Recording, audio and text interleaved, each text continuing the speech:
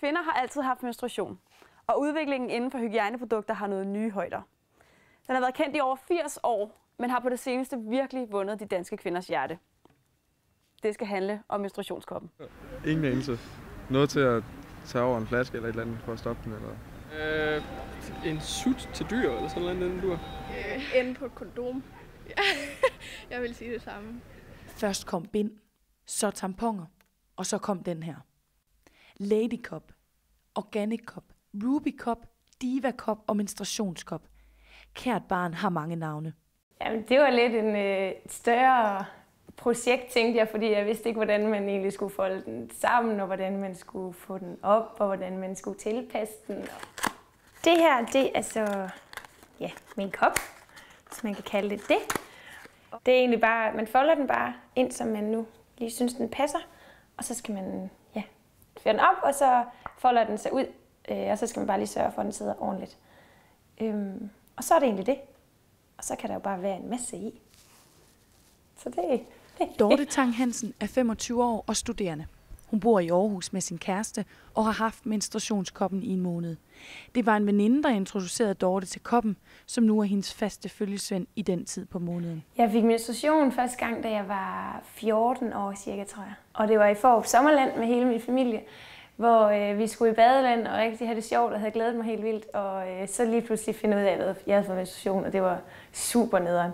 Fordi så kunne jeg jo lige pludselig ikke komme i badeland, og jeg skulle gå rundt med toiletpapir og hvad ved jeg. Jeg tog fat i min mor, for jeg vidste ikke, hvad jeg skulle gøre. Og jeg kan huske, at jeg turde ikke fortælle det til min far, for jeg synes, det var så pinligt. Og menstruation har stort set altid været et ømtåligt emne gennem tiderne.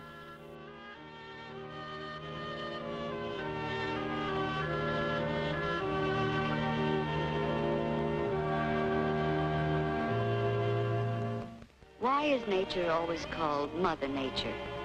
Perhaps it's because, like any mother, she quietly manages so much of our living without our ever realizing there's a woman at work.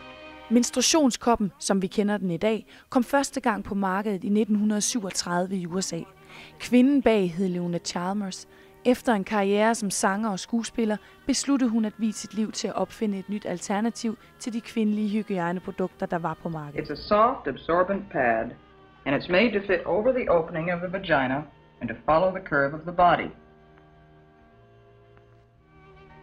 The tab ends are attached to a narrow elastic belt, which you can wear around your hips or waist. Koppens succes var dog begrænset. Menstruation har i mange år været tabubelagt, og reklamebureauer dengang nægtede at reklamere for koppen. Menstruation var urent og skulle skjules for offentligheden, og det selvom det var en helt naturlig ting. Vi har samlet et panel af piger, og sammen skal de diskutere og svare på spørgsmål omkring menstruationskoppen. Hej, jeg hedder Aya, jeg er 22, og jeg har en menstruationskop. Jeg hedder Jeanette, og jeg er 19 år gammel, og jeg har overvejet at købe sådan en menstruationskop. Hej, jeg hedder Manne, jeg er 23 år, og jeg købte en menstruationskop for et par måneder siden. Der deles erfaringer om koppen i en lejlighed på Trøjborg. Alle pigerne er enige om, at koppen kræver tilvænning. Hvorfor købte I menstruationskoppen? Hvis det fungerer, så synes jeg, det var mega smart. Ja, det eneste spørgsmål for mig var, om det fungerer i praksis, fordi det lød jo godt i teori. Fordi man sparer penge på det, og i bund og grund er det ikke særlig sundt med tamponer og med bind. Eller. Jeg ved ikke lige helt, hvordan man egentlig skulle sådan bruge den, og hvordan det ville føles, og om man overhovedet kunne mærke den. Kvinder bliver født med en masse umodne æg i deres æggestokke. Når en kvindes cyklus går i gang, så er det så sådan, at ægget rejser fra æggestokken gennem æggelederen, og hvis det så bliver befrugtet, så sætter det sig fast i slimhinden, hvor det selvfølgelig udvikler sig til et barn. Hvis det til gengæld ikke bliver befrugtet, så tænker kroppen, at den skal af med både ægget og slimhinden, fordi slimhinden kan simpelthen ikke bruges måneden efter. Derfor sker det, at kvinden får sin menstruation, fordi det er den naturlige proces, der sker, når kroppen den simpelthen afstøder slimhinden. Og når slimhinden så er afstødt, så starter hele processen faktisk forfra. En veninde overbeviste Dorte om, at det ville være en god idé at prøve menstruationskoppen. Koppen er et bedre og billigere alternativ til bind og tamponer, da man kan bruge den igen og igen. Den skal blot koges mellem hver cyklus for at blive ren. Man sparer altså turene til supermarkedet under ens menstruationsperiode. Jeg tror, jeg startede med at bruge bind mest, men allermest tamponer.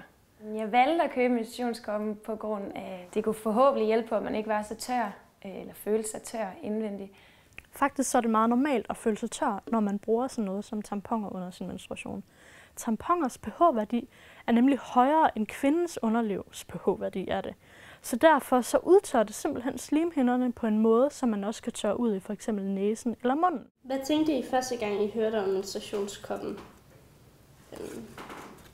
Jeg tænkte sådan, jeg læste sådan over hjemmesiden, over internettet, og så tænkte jeg sådan lidt, at det lød meget underligt at sådan have en kop op inde i sig, sådan, hvordan man lige skulle få den op. Fordi jeg så også nogle billeder af den, hvor folk de sidder sådan og foldede den, og så sagde de bare, jamen så skal den bare op, og så var så lidt. Jeg synes, det var lidt grænseoverskridende at bruge sådan en her. Jeg synes klart, det hjalp, da man fik, altså når man så får den i hænderne, sådan, for så kan man mærke, hvad den er lavet af. Sådan, i stedet det er svært at forestille sig til at starte med. Menstruationskoppen til gengæld, den er lavet af silikone, så den udtørrer simpelthen ikke slimhinderne. Selvom den måske ser lidt underlig ud og kan være en smule grænseoverskridende, så er der faktisk flere fordele ved den her, end der er ved tamponen. Gør koppen ondt? Hvis ikke den gør ondt, men man skal lige vende sig til i starten. Altså den skal sidde rigtigt. Ja, men noget som jeg har tænkt over, det er at vide, om den der kop med tiden skifter farve.